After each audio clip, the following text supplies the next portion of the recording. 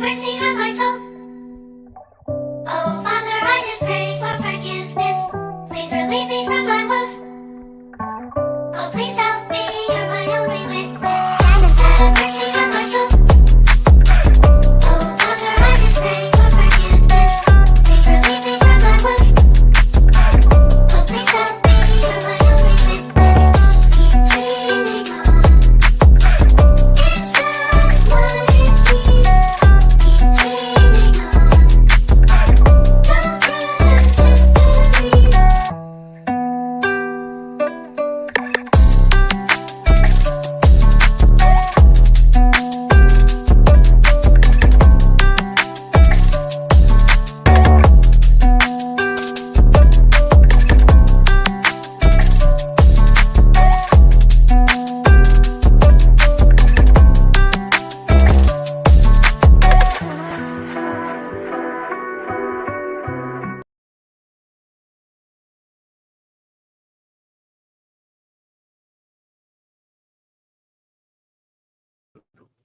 Get myself off of mute. Act like I ain't never done this before. But man, y'all know what time it is, man. Hold on, sir. I need for you to be quiet. I'm trying to do my show. Thank you very much. But once again, man, good morning, everybody, man. I know it's been a while since I did one of these shows, but I just obviously I didn't have this dog that's barking in the background. Hold on, one second. You know what? Why I try to get this dog together, man. 40 Days and 40 Nights of Red Level Conversations is brought to you by Southern Fusion Bistro out there in Jonesboro, off of Noah's Ark Road.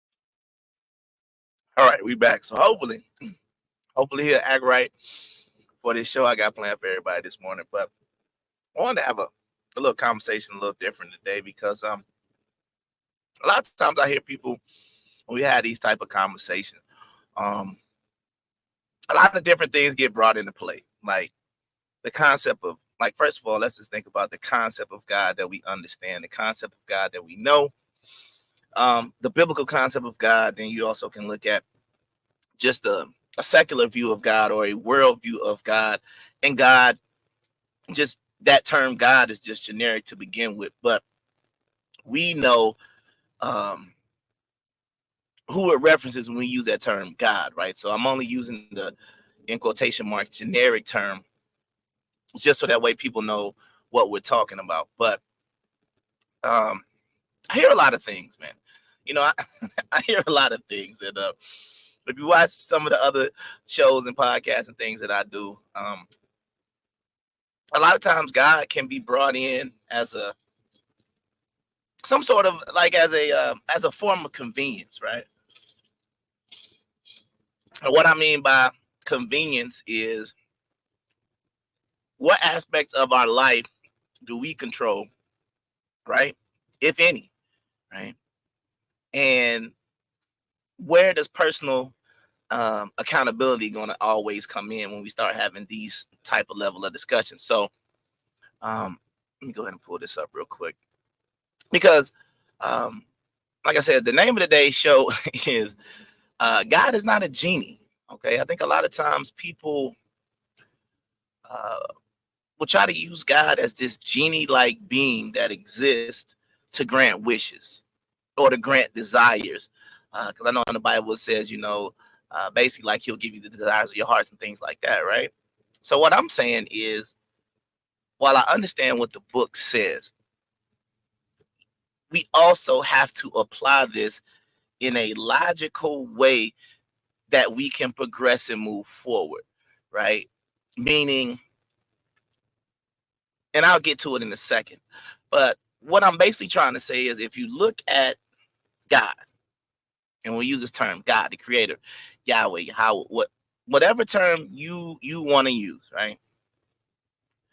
We have to start to be able to understand, and we have to be able to look at the things God does, the things he doesn't do. Even the fact that we call him a he, right? He, the father, things like that. The fact that we actually put a gender on God. Now, once again, I'm not here to debate gender of God. No, that's not the point. My point is that we have done, as human beings, as religious people, as however we want to look at this, we have done a great job of trying to humanize God. And we also, I believe that sometimes we trivialize God. And what I mean by trivialize God is we believe that God should be involved in certain matters, certain things that happen, right? And we have to be able to look at what's going on. We have to be able to analyze what's going on. We have to be able to use history, right? And what I mean by history, I'm not talking about going back to 2000. You got to go back to some of the early ones when I was getting into, different things about Israel and where the Israelites go. And these teachings that I'm doing now are more applications. If you want the building block materials, you can go back and watch some of the older ones. I'm going to go back to some of that stuff a little bit later, but for right now, I'm more or less about how can we as believers move forward in today's society, right? And then also understand I don't even like using the term limitations, right? But what I am going to say is, and I'll get to it, I call it omnipotence with discretion, right? But let me just go ahead and start getting into the lesson real quick. So the first thing we need to do is define omnipotence, right? And then I'm going to use biblical examples of what acts of God's are. And then I'm going to clear up the confusion of how God works. Okay. And that's in quotation marks, because when I say how God works, some people, people are going to want to argue about anything, especially when you're dealing with religion, right? So I'm not saying, and I'll get to that first, but let me just go ahead and be clear. I'm not saying God is not omnipotent. What I'm saying is omnipotence has limitations. Somebody be sitting there thinking to myself, wow, if he's all powerful, all meaning like everything in one, right? So if he's omnipotent, then how could it be a limitation on that? But what I mean by limitations is we have seen, let's just say, limited intervention, right? Like, for example, the Israelites were being attacked by the Philistines, right? This was during the reign of King Saul. And there was a warrior from the Philistines named Goliath, right? And Goliath was a giant, and he was challenging all the people to Israel to a one-on-one battle, basically saying, send out your best warrior, and whoever wins, we don't have to have a lot of bloodshed. All these, well, no, I think I might be mixing that with the beginning of Troy, but basically he was challenging. If y'all see the beginning of Troy, y'all know what I'm talking about, where the one guy comes out and he basically said, hey, look, we don't have to kill everybody. Send out your best warrior. I'll send out my best warrior. And whoever's warrior wins, basically that'll decide the battle. But yeah, I think that's Troy. I don't think that's biblical. But anyway, we know the story of David and Goliath, right? And what we have to look at is when it came to what God was doing. Now, the question about it is you have to ask yourself, and you have to even be able to look biblically. In the case of David and Goliath, why didn't God just send a lightning bolt down from heaven and kill Goliath? You understand what I'm saying? Why did that story even have to happen? Because he's omnipotent, right? Which means he has the power to do it. But the question is, does he have like I say, the discretion to do it, or when does he intervene? Because I think that's the part that a lot of people get confused. And sometimes I think you could be praying or you could be asking for certain things that I'm not going to say are outside of the capability being within that omnipotence, right? What I am saying is it's outside of the scope of what we have seen up until 2024. So we got all of human history up until 24 to say, okay, well, what has God done, right? So I just want to kind of just go through that and just get through this real quick. So once again, man, when you come to my show, man, this is my church, right? We are talking about biblical things and that, but I'm not gonna hoop holler, and you don't have to say amen in the comments and none of that other type of stuff, because this is a learning process. This is a learning process about how to live, right? If you're not an atheist, then you believe in something. Some people say, I believe in God, or I believe in the universe, or you're Muslim. Even I'm not going to go into Muslim believing in Allah. I'm not going into whether that's a different God. I'm not going into none of that either. Today I might do a later lesson on that. But the bottom line is the goal of even outside the Bible should be daily self-improvement. So we should constantly be trying to learn, constantly trying to improve ourselves. But this show, the things I talk about on here, is about taking concepts that I feel like we have been giving incorrectly and putting them into a more applicable form so that you could use them in our modern times, right? Because a lot of the things that we have learned, a lot of things that we talk about, a lot of things that are taught in churches these days, I don't necessarily know how applicable they could be in this modern world that we're living in right now. Some of them, absolutely. But there are definitely some things that need to be updated. And I think our concept of who God is and what God does definitely needs to be updated. So let's keep going. So the first thing I want to talk about, this is going to be my opening scripture. This comes from Deuteronomy 32. So Deuteronomy 32 verse 37 says, "And he shall say, we are their God. Where are their gods? Their rock in whom they trusted, which did eat the fat of their sacrifices and drank the wine of their drink offerings. Let them rise up and help you and be your protection. See now that I, even I, am he, and there is no God with me. I kill and I make alive. I wound and I heal. Neither is there any that can deliver out of my hand." All right. So we're seeing the concept of, even during the time when Deuteronomy was written, a person is saying, hey, you tell me about what your God does, because didn't your God eat up those sacrifices, right? So if that is the God that you pray to, let him come be your protection, right? So if you're thinking about the context of what this scripture is talking about, that's what it is. Hold on a second. I swear this. Okay, all right.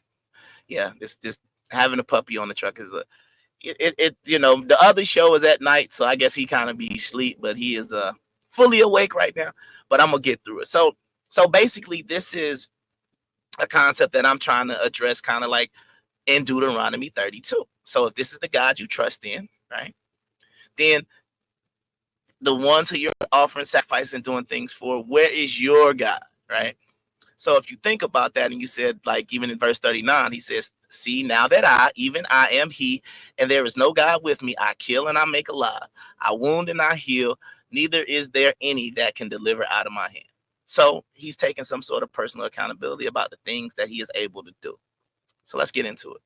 Omnipotence, right? So the Webster's Dictionary says omnipotence is an agency or force of unlimited power. All right. Now, what I want you to think about today is having the power versus using the power, right? It's kind of like a situation where, let's just say, you have $1,000 in your bank account, right? And somebody calls you and says, "Hey, can I borrow $100?" Now, you have the ability to give them $100, right? Still leave you at 900. But whether or not you're going to intervene or interject into that situation is a completely different situation, right? Because what you're saying is, like you said, you have the ability to do something versus using the ability to actually do it. So the next question you have to ask is, in what ways has God shown his power directly? Okay.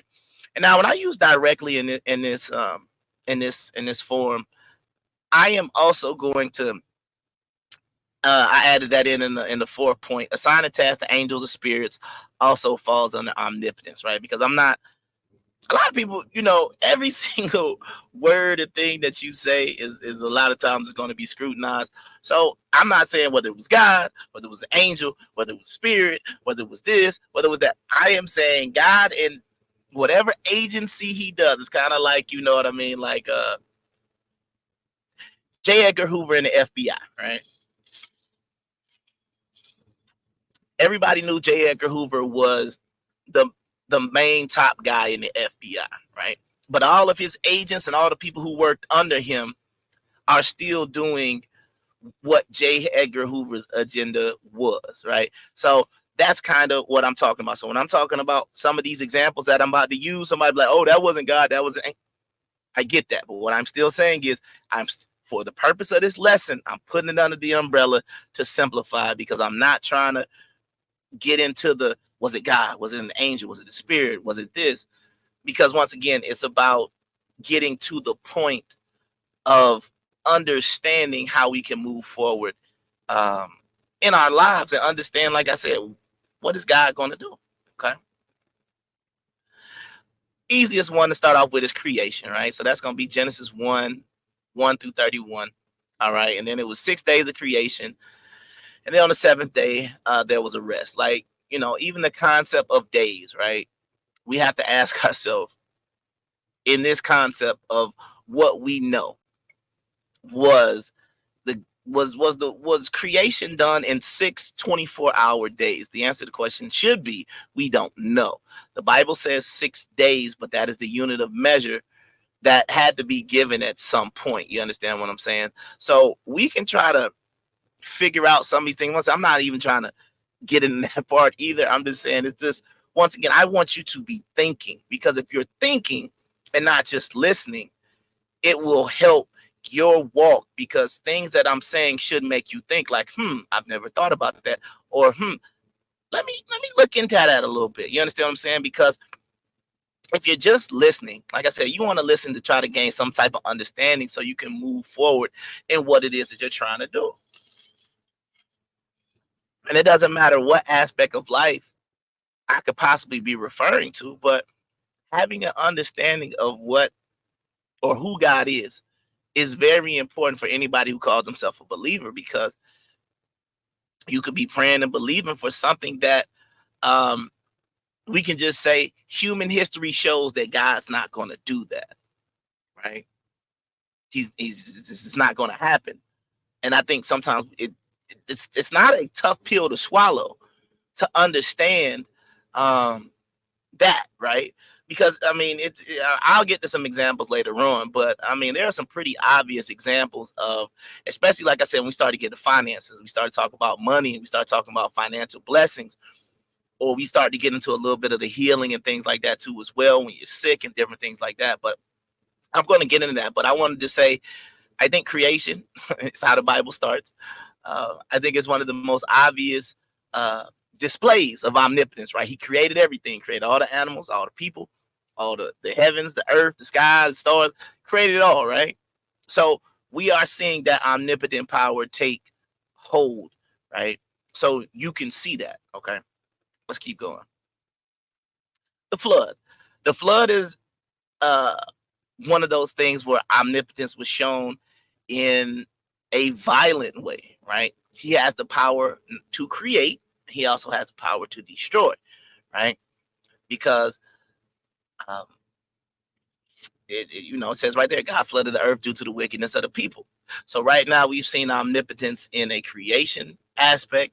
Now we're seeing omnipotence in a destructive way, meaning that those two abilities are within the capability. Because you got to think about it, right? It can't just be because I think sometimes we get these ideas in our brain that God is just this. I don't even know how to explain it, but it's just like, I don't want to use the term good natured, right? Because even the concept of good and evil, I think, are foreign concepts, right? To the type of being, even the fact that we're trying to let me see, encapsulate God into this like being, right? Like if you look on another picture, I know that it's like a man looking person doing all these different things, right? And it does say, the Bible said God was created He created us in his own image, right? So if I'm created in the image of God, my God needs to be a reflection of me. It's simple, right? So you know, so you have to be able to think about that. For example, he has the omnipotent power to create, the omnipotent power to destroy. Okay, so right now we've already established these two things that he's been able to do. Okay, let's keep going. Sodom and Gomorrah, this is another one. Now now people will say it was the angels and things like that, but I'm talking about the agency of God, right? The agency of God destroyed Sodom and Gomorrah.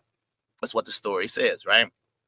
And that was also due to wickedness. And you also got to understand that a biblical principle that you need to be able to fully understand is death is right behind wickedness. So wickedness is a term that a lot of people use, but honestly, when they use the term, I think they're using it improperly. Because what I'm saying is wickedness is on the opposite end of righteousness. So if righteousness is over here, then wickedness is at the furthest end of the spectrum that it could be in. You understand what I'm saying?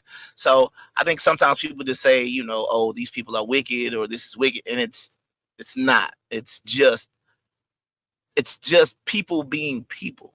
You understand what I'm saying? But once again, I'm gonna have this conversation a little bit later because I gotta get into this Sodom and Gomorrah. I'm gonna talk about that a little bit later when I start talking about different things. But this is another example of omnipotence showing its way through destruction. Okay, so manna and the quail. Okay, so I'm starting to look at the AI kind of made it look like chicken coming down from heaven. But I'm working with y'all know I can't draw, so it is whatever AI come up with. It is what it is. So the manna and the quail in Exodus 16.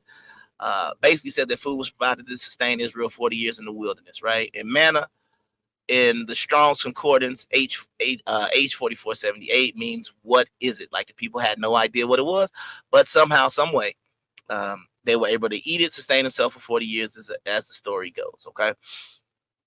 So now we're seeing God in a different light. God has provided sustenance as well, okay? So we've seen destruction, we've seen creation, and now we're seeing sustenance or being sustained or being, you could even use this term, a provider, right? He provides what is necessary for life. Okay, now that's what you got to understand about the manna and the quail example, right? And I think it's a very important way to look at the manna and the quail from what we're talking about, right? And what I mean by important is, let's think about it like this.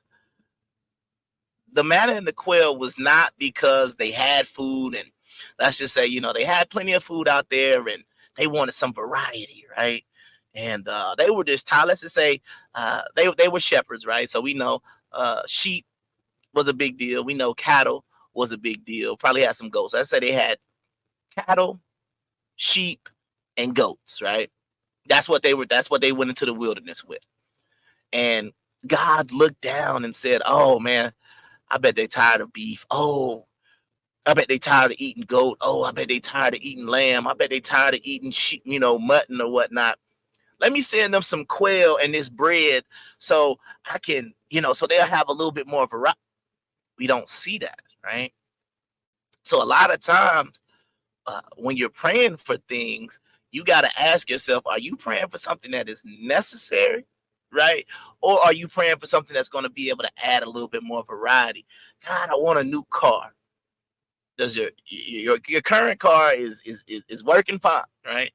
Might not be the newest car, might not have all the new features of some of these newer cars, right? But the question is it doing what it needs to do? So even when you look at the manna and the quail, this was needed for survival. So we have seen that we don't know, you can put in the comments or you can put wherever, if you can think of an example where I guess it would have been something that not necessarily wasn't a necessity. Even when you go and you talk about Jesus feeding the multitude, right? It was because they were hungry, right?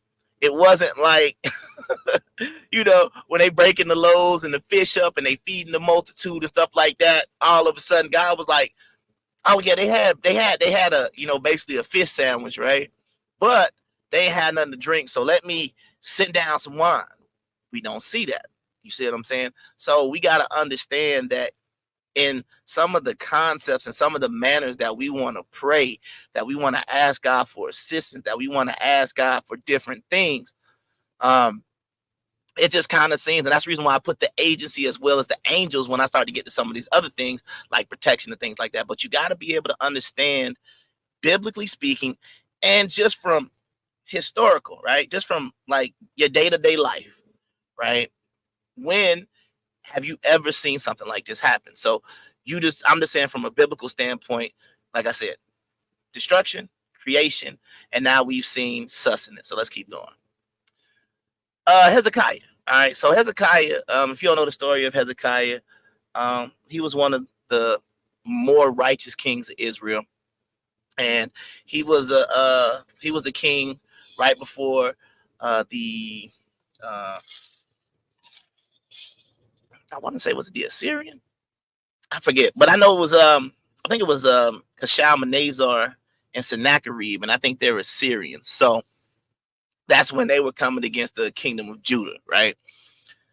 So Hezekiah was very sick, and I believe that one of the prophets came to him and basically told him that he needs to prepare to die, and because his time was about, his life was about to end. And he prayed and he prayed and he prayed. And I believe it was Isaiah who came in and said, hey, God has heard your prayer.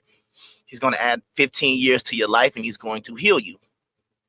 And this is the story where I think the son goes back instead of, because like the sun is supposed to be like it's like a cycle, right?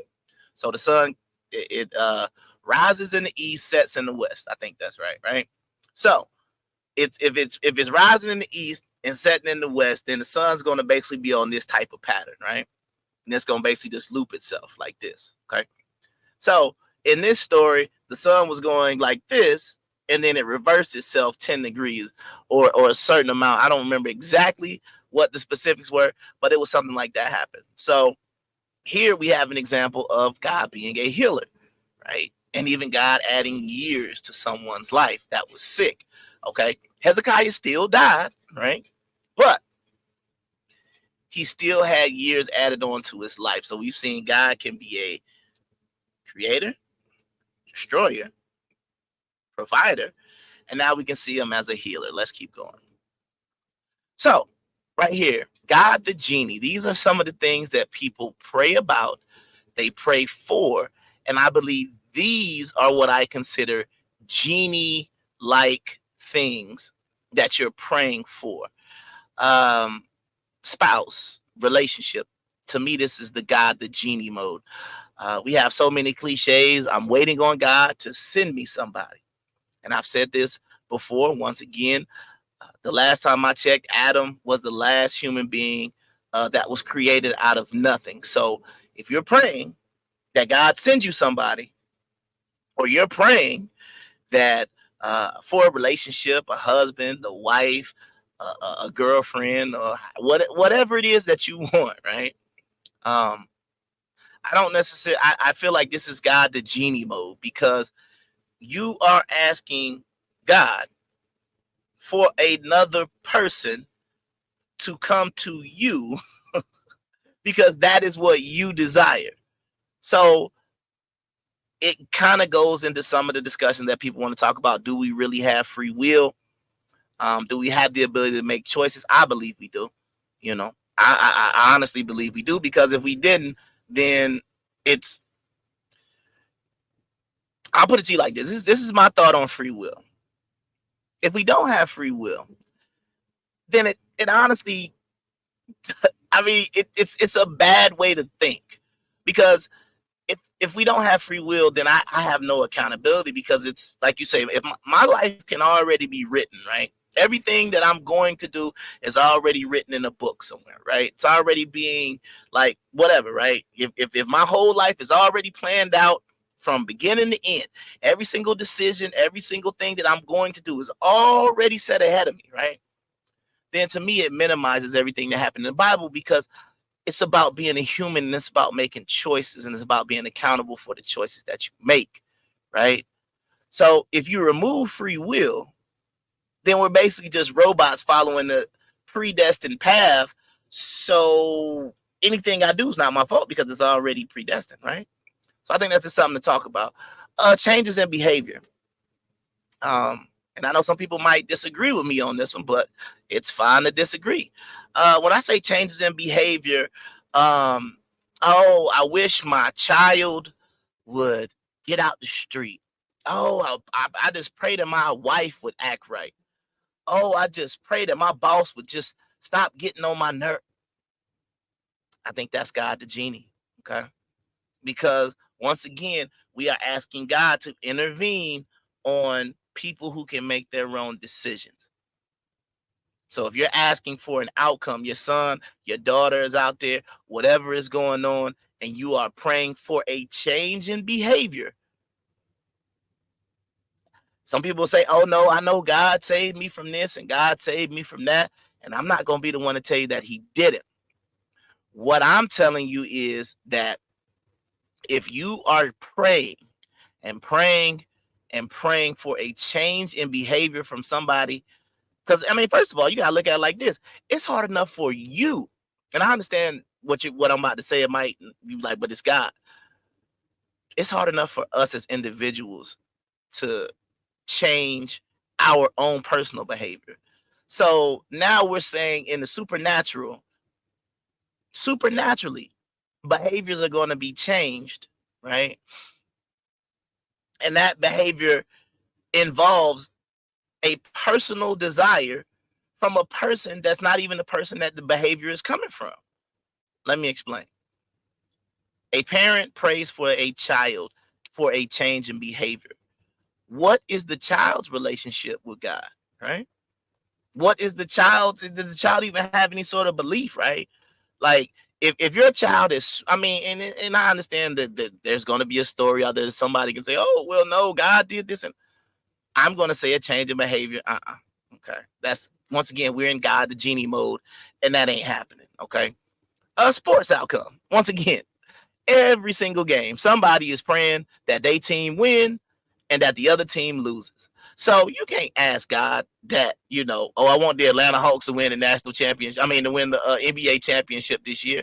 No, that is God, the genie mode, because you got a whole bunch of individuals that are going to try to come in the way of saying, oh, but God can do it. He can.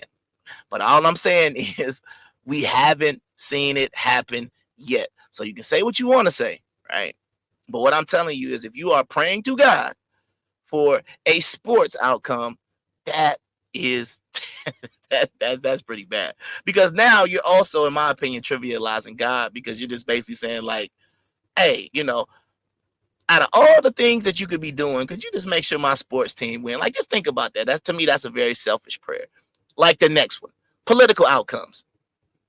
Political outcomes is the same thing as well. If you're praying for Joe Biden to win again, no. If you're praying for look like maybe Trump to be his opponent and him not to win or to win, no. You saw it back in 2020 when all the black church was with Joe Biden, right? And the white evangelical Christians were with Donald Trump for the most part, right? And Biden won. So everybody who prayed, and you can say, well, the desire of your heart was what? Donald Trump to win, right? So if you wanted Trump to win, did God not hear your prayer? Did he ignore you? Did he not give you the desire of your heart, right? Same thing about it if, how some of the people felt back in 2016 and probably voted for Joe Biden. When Trump was in office, did God not answer your prayer when you was like, oh, please, God, not him, anybody but him. Please don't let him win. Now you put God in that genie mode because you're praying to God about an outcome that we directly affect. All right. The next one, money directly. Last time I checked, there is no heavenly bank account. There is no if you go back through the Bible, there isn't like God just, if I'm wrong, you can tell me I'm wrong because I haven't read it, but I don't know any stories about money being created out of nothing. Even when When you talk about Jesus and things like that, when they were going around, like they had money or they would collect money or they would do different things, right? Like you have to be able to sit there and analyze that. Like God didn't just like send down a pouch of gold and say, "Here you go, there you go." You understand what I'm saying? When Jesus was walking the earth, hey, here's a here's a here's a here's a bag of money for you to go ahead and be able to establish your ministry and go around and do all these things. They wouldn't have had to do the miracle with the fish and the bread. God could have just sent them the money directly. They could have bought all the fish and whatever they wanted. But that's God, the genie. God with this heavenly bank account to send you a check in the mail, to put some money into your bank account. We don't see that. Goes right along with the next one, the lottery. God, give me the number. Okay, it was $1 billion a couple of weeks ago. Okay, God, I know I've been living right, and you said in your word that if whatever I ask, you will give me the desires of my heart, and I've been living righteously. I've been doing right, God. So I'm gonna get this quick pick, and I want this $1 billion. How many people um, could do that? That's why I remember that I really enjoyed that movie, Bruce Almighty, right? Because it showed the calamity that could happen if, in quotation marks, God was this genie like being that could just answer your prayers like that, right? Everybody wins the lottery. So, 1 million people prayed to win the lottery and they win like 50 cents or something like that. You see what I'm saying? So it's like you're super excited that you won, but since everybody else prayed and everybody who was righteous got their prayer answered, then yeah, you know what I mean? You ended up with like $20. Congratulations. Immortality. I showed you in the case of Hezekiah that we have seen life be extended, but everybody dies. You understand what I'm saying? That's a part of life. A part of life is death, right? And up until this point, we don't see. Even Adam. I believe we were designed in the Garden of Eden to be immortal, right? Because we could eat from the tree of the tree of life, right? But um, praying to live forever, no. Weather, okay. I think this is another one that we could say that we haven't really seen, okay. As far as, and when I say God the genie, meaning like uh, it's raining right now. God, please let the sun come out. Stuff like that. You know what I mean? Because maybe you're getting married, or maybe you got some type of sports game or something going on. Or maybe you have a date. It don't even matter. You want to be outside and the weather is bad. Praying, that is a God, the genie mode. Instead of it raining outside, I wanted to be sunny and breezy. Once again, you might disagree, but I'm gonna say that's God, the genie mode too. And the last one is repairs, right? You know, people laying hands on their dishwasher and laying hands on their washing machines or on their car. Please, God, let my car start. Please, please, please, please, please let it start. You ain't got no alternator in that car, sir. So unless you expect it, that's a full blown miracle. You understand what I'm saying? So when it comes to repairs, this is once again trying to put God in this genie like mode, which he's not. So um, we just need to be more uh, conscious and aware of, like I said, not what God can do, but what all the evidence that we have leading up this point shows that he will do. And this next slide explains that. So God the Father, right? Number one, protection. I do believe this is a great prayer for anybody, to pray for protection. Excuse me. I'm out here on the road a lot and stuff like that, and I'm driving, and I think about every morning when I wake up, every morning when I'm driving around, I see wrecks. I see people dead. Well, I don't see people dead. Let me rephrase that. I see accidents that I know ended in fatalities. Let's just put it like that, right? And I think about how much I take for granted the protection that I have while I'm out here, because I talk about doing a podcast next Friday. I talk about doing this show. I make plans. Me and my family talking about maybe possibly going on cruises, taking trips with the family, vacations with the wife, whatever the case may be, right? And we speak in such a manner. A lot of times it's an arrogant manner sometimes, because we just believe we're still going to be here for those plans to happen. So praying for protection, I think, is one of the strongest prayers that we can do, right? Because protection is something that we've seen throughout the Bible a lot. That is one of the strongest prayers, is a prayer of protection. Okay. Healing. We saw that again with Hezekiah being healed. We've seen healing be a a definite way that we've seen God move in healing, right? There are some other examples of that, but I'll just keep it to the Hezekiah example for right now, just because that's the one I use. Blessing the work of the hand slash prosperity. Now, the reason why I put prosperity, blessing the work of the hands, is because that is different than just getting straight money placed into your hand. Okay, we saw that with Jacob, right? We saw that with Jacob when he worked for Laban for 7 years, the first time, right? And it said God blessed the hands. He had all the different cattle, right? And he's prospering. He's making Laban a rich person. Hold on one second, sir. You stop. This thing, all right, man. So we've seen that he will bless the work of the hand slash prosperity. We've seen that multiple times where certain people were made rich based on them actually going out and doing the work and having the ability, and also having now in that prosperity, sometimes it would seem that people would sometimes be in a position to be able to bless as well. So I think as far as that direct one goes, I feel like, as it is with anything, you should be living as righteously as possible, but you should be putting yourself in a position to receive, right? I think that's the part. Knowledge. We saw that with Solomon, obviously, that he prayed for wisdom. Okay, so that is something that God does about those who want knowledge, who are seeking knowledge and things like that. Solomon asked for wisdom, and that's what he got. And based on the story, he was the wisest man to have ever lived. Okay.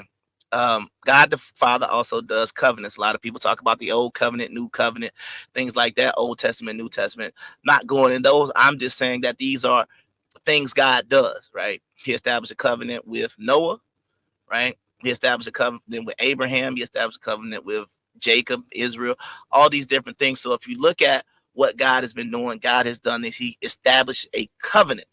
So these are within the guidelines where you can biblically um, verify that these things have happened. Prophecies and signs, right? This is something that we've seen as well, because if you go back through a lot of the things in the Old Testament, all the books of the prophets, when it talks about the things that will happen to Israel, the things that will happen to the Judah, different things like that, and different signs that you would see. Like I said, Isaiah told Hezekiah that when you see the sun go backwards, right, that'll be your sign that God is going to heal you. So when it happened, that was a sign. So that's, once again, prophecies and signs. Now, destruction of enemies slash wickedness, we have seen that as well. Now, we haven't seen it as directly as a Sodom and Gomorrah, right? But we have seen in those examples that God destroyed his enemies. Some people could talk about, like I said, I believe it was it was the Assyrians when they tried to come against Judah, and whatever happened in the camp that night. Now, the Bible says that I don't know if it was a plague or it was angels or whatever the case may be, but basically it was a lot of dead soldiers in the morning of the Assyrian army. So if we're going to credit that to God, right, then once again, that is just another confirmation of the omnipotent power to destroy. Okay, sir, I need you to be quiet. I got about 2 more minutes here, sir. Then you can go outside. So the main thing and the reason why I'm doing this is because we need to be more accountable. Using God as a genie to fix all our problems when God never put us in those problems to begin with, I think it's problematic. We make problems for ourselves, and then we want God to get us out of it. That's the main thing. We don't want to take any accountability for our own direct actions. We don't want to take any accountability for the things that we want to do. And then once we've made our decisions, once we've done these things, once we have made requests that are outside of what the Bible said, we have made unrighteous requests, and when we get these unrighteous results, right? We want God to come in and fix it. And it doesn't work that way. Yeah, I know. I got it. So we have to be accountable about the things that we are responsible for. Sir, I guess he tripping. I don't know what's going on. But so we need to be accountable, okay? That's my main thing. And last, you got to know the difference. And I got my little GI Joe up because knowing is half the battle. Okay, you got to be able to know the difference between God the genie and God the Father. God the genie is not granting wishes like you think. You understand what I'm saying? Because if that was the case, I mean, you can see it on Facebook. You look at this world, you look at some of the crazy stuff that happens, and it's a situation where it's like you can get caught up in that. And I think that's the reason why a lot of people either go atheist or a lot of people question whether or not God is real, because they say, well, if this all-powerful being exists, then why are there things like pedophiles? Why are there people who kidnap children? Why are there people that sex trafficking? Why are there wars? Why do we bomb people? You understand what I'm saying? Why isn't God intervening in Israel right now and destroying Palestine? Why isn't God intervening in the Ukraine right now and destroying Russia? You understand what I'm saying? Like, these are the different things that I'm talking about that, that basically we gotta, like I said, we gotta be able to understand. 1 second.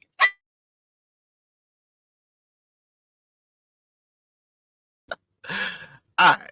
So we gotta be able to, like I said, understand the difference. So when you pray about something, when you're praying for whatever it is you could be praying for, you have to ask yourself, is this within the scope of what omnipotence has been shown to be able to provide? Because if it's not within the scope, you could be praying and waiting for something for a minute. You understand what I'm saying? And if you're doing that,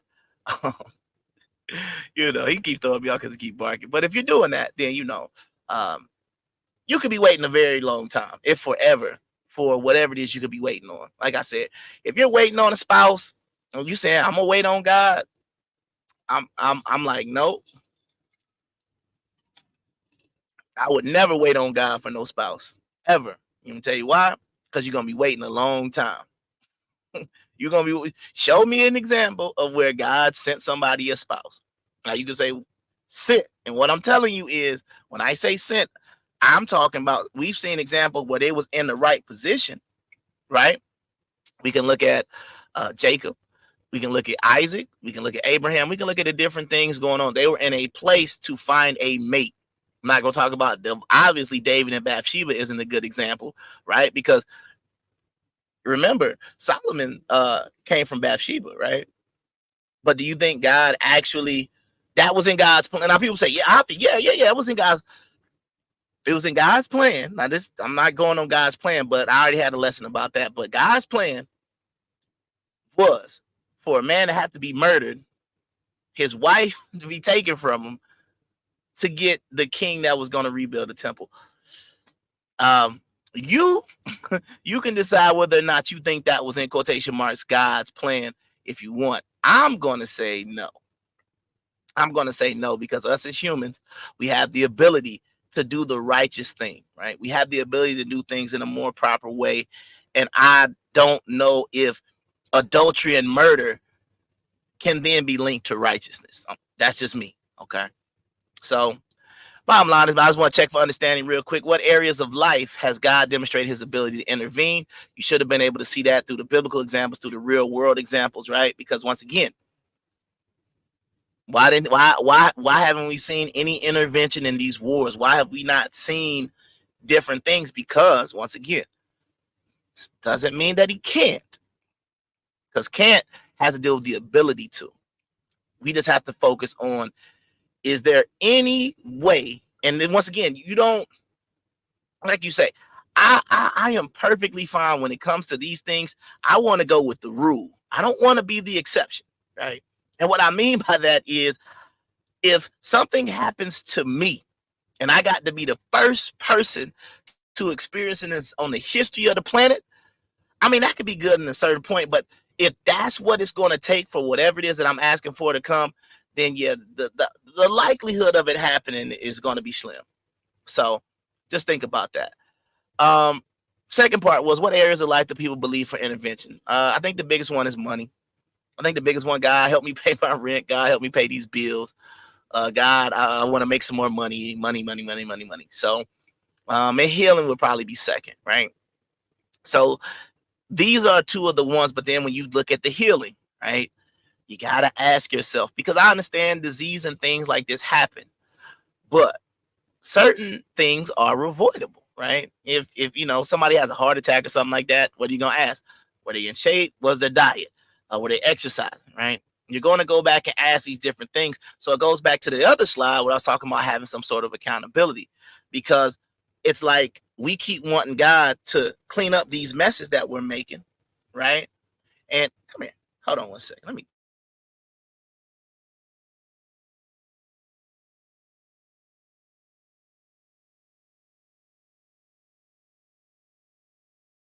All right. Since you want to be on the show, this bad, man, then fine.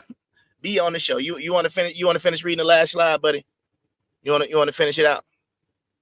Talking to the mic now. You was doing all that barking. I'm trying to finish my show, and meanwhile, like somebody would say, "Ooh, see, look, the devil acting up." No, it's this dog is acting up, and ain't got nothing to do with the devil.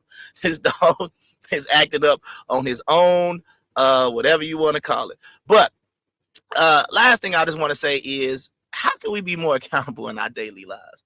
And I think that is a very important thing, because like I said, it's one thing to talk about God. It's another thing to talk about Jesus. It's another thing to talk about the Bible.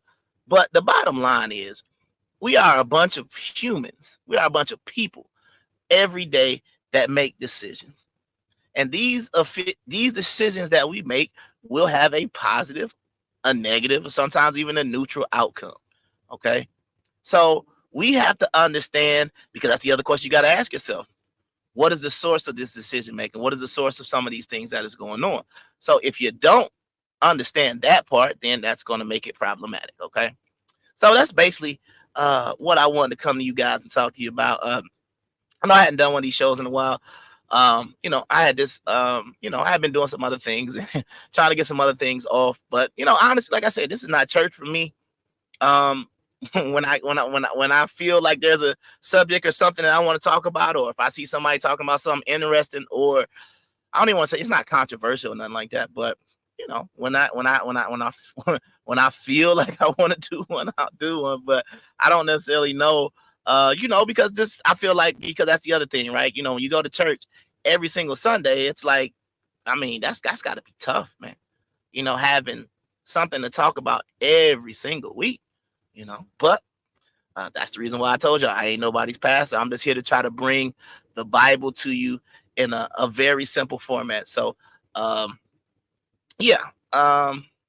all I got, man. Y'all know what's going on, man. If you haven't already, make sure you subscribe to the channel. All the platforms that we got coming out right now. We got some different things coming up. I'm getting back into my skits and stuff like that, because, like I said, I only got about 4 more weeks out here on the truck. So you're gonna be seeing a lot of skits. They know they're not gonna be biblically based, more than likely, but it's gonna be good entertainment. Y'all know what I do. So until next time, man, I've been the Kung Fu Hebrew, man. Shabbat Shalom. Y'all have a blessed weekend. And yeah, man, we are hold on. Where's my what's the name? Yeah, we go. Oh, before I hit that, did you have something else you wanted to say before we get out of here, sir? Sammy, you want to say something to the crowd? No. Did all that barking because you just wanted to be on the podcast. That's it? Nope. Nothing else to say. So you was doing all that barking, but